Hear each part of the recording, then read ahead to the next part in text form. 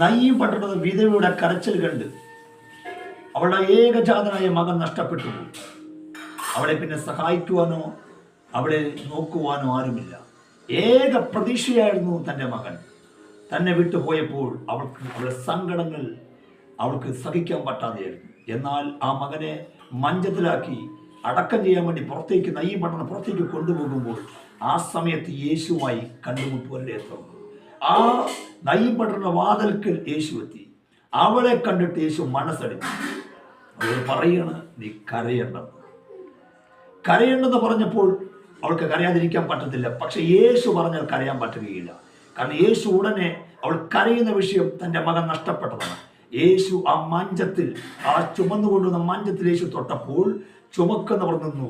യേശു ആ സഹോദരനോട് പറഞ്ഞു, ബാല്യക്കാരായി എഴുന്നേൽക്കാന്ന് പറഞ്ഞപ്പോൾ അവൻ എഴുന്നേറ്റു, സംസാരിക്കാൻ തുടങ്ങി. അവൻ്റെ അമ്മയ്ക്ക് ഏൽപ്പിച്ചു കൊടുത്തു. പിന്നെ വിധവയ്ക്ക് കരയാൻ പറ്റിയോ? ഇല്ല. യേശു ഒരു വാക്ക് പറഞ്ഞിട്ടുണ്ടെങ്കിൽ പിന്നെ അത് മാറ്റമില്ലാത്ത വാക്കാണ്. കരയാൻ പറ്റുകയില്ല. അവൾ സന്തോഷിക്കാൻ തുടങ്ങി. അതാണ് യേശുവിൻ്റെ വാക്കിൻ്റെ പ്രാധാന്യം.